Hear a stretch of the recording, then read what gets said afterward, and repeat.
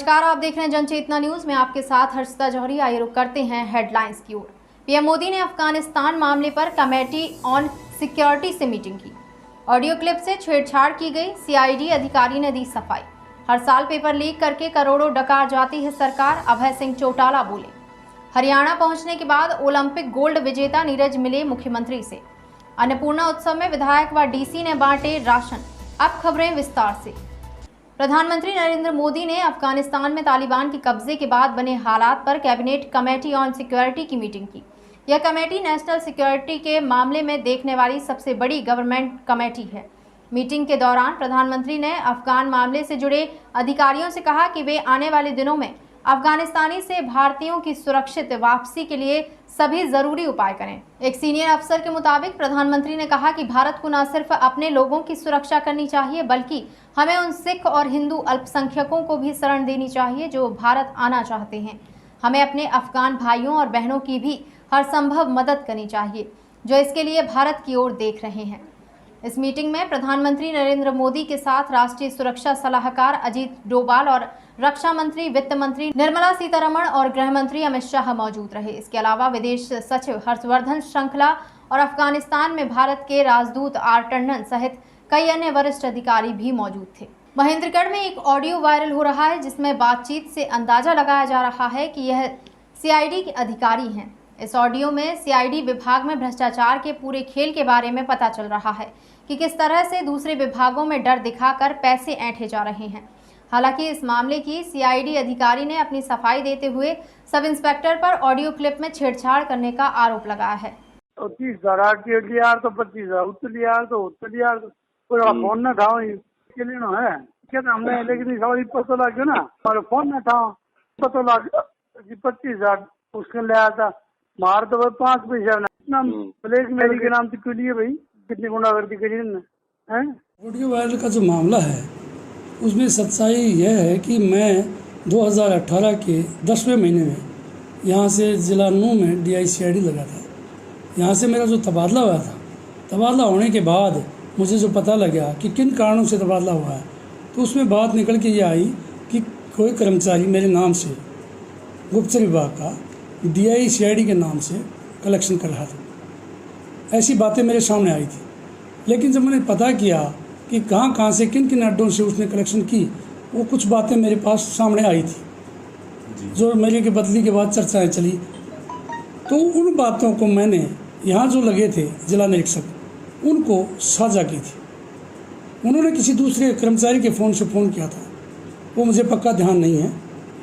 उस कर्मचारी के मोबाइल में ये ऑडियो संचित रही होगी और उसके साथ शायद उसकी बातचीत नहीं है, उनको छुपाया गया या काटा गया है ऑडियो छेड़छाड़। पूर्व नेता प्रतिपक्ष एवं इंडियन नेशनल लोक अदालत के प्रधान महासचिव अभय सिंह चौटाला ने कहा कि जब से भाजपा की सरकार हरियाणा में आई है तब से एक भी भर्ती परीक्षा ऐसी नहीं है जिसका पेपर लीक ना हुआ हो, और सरकार के संरक्षण के बिना पेपर लीक होना असंभव है।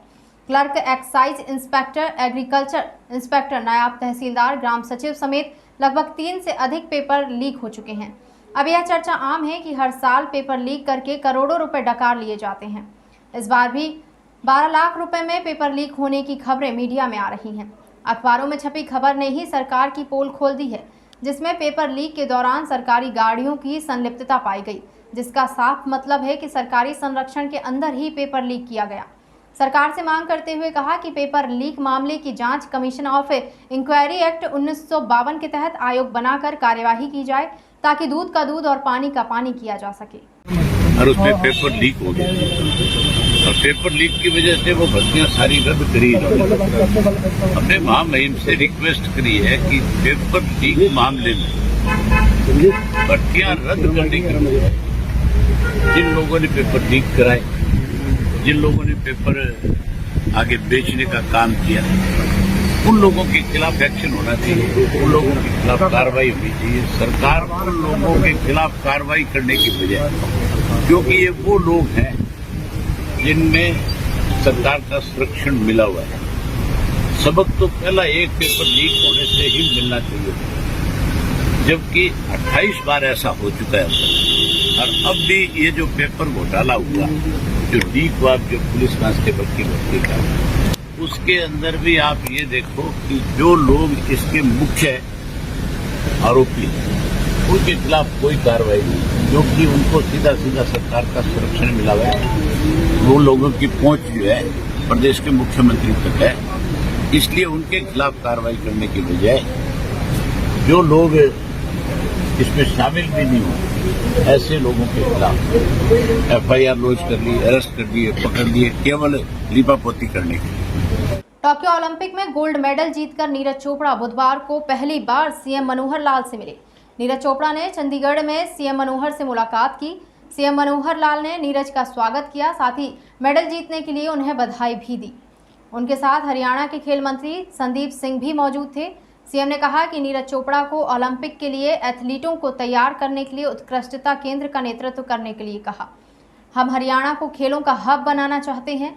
नीरज यहाँ आए हैं, अब देश का नाम इनके साथ जुड़ गया है। नीरज हमारे देश और खेल जगत का सम्मान है।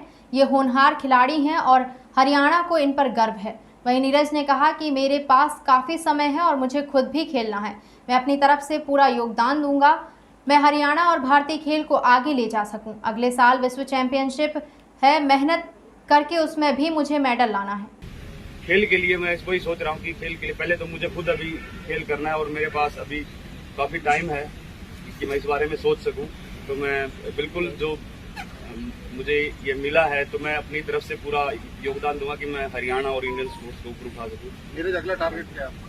अगला टारगेट अभी अगले साल मेरी वर्ल्ड चैंपियनशिप है, कॉमनवेल्थ और एशियन गेम्स है, तो उसमें पूरा अपना मेहनत करके उसमें मेडल लेके। नीरज, आप मुख्यमंत्री जी से मिले, प्रधानमंत्री जी से मिले, क्या कुछ विशेष बात है आपने रखी और इनसे आपको सीखने के लिए मिली, आप अनुभव मिला?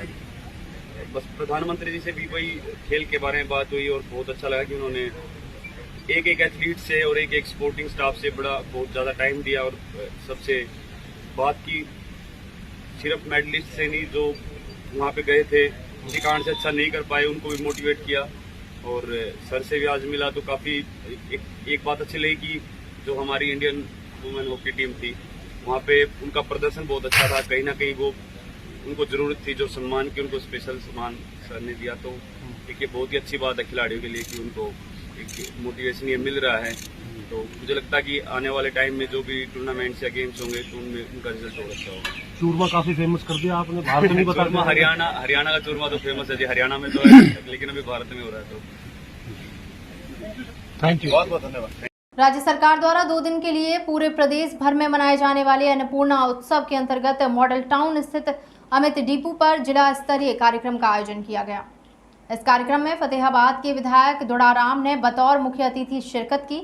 उपायुक्त महावीर कौशिक ने कार्यक्रम की अध्यक्षता की। विधायक दुड़ाराम ने प्रधानमंत्री गरीब कल्याण योजना के तहत लाभार्थियों को गेहूं के थैले वितरित किए। विधायक दुड़ाराम ने प्रधानमंत्री गरीब कल्याण योजना को गरीबों के लिए महत्वाकांक्षी और महत्वपूर्ण योजना बताते हुए कहा कि प्रधानमंत्री नरेंद्र मोदी और मुख्यमंत्री मनोहर लाल के नेतृत्व में सरकार ने गरीब कल्याण को प्राथमिकता देते हुए अनेक निर्णय लिए हैं।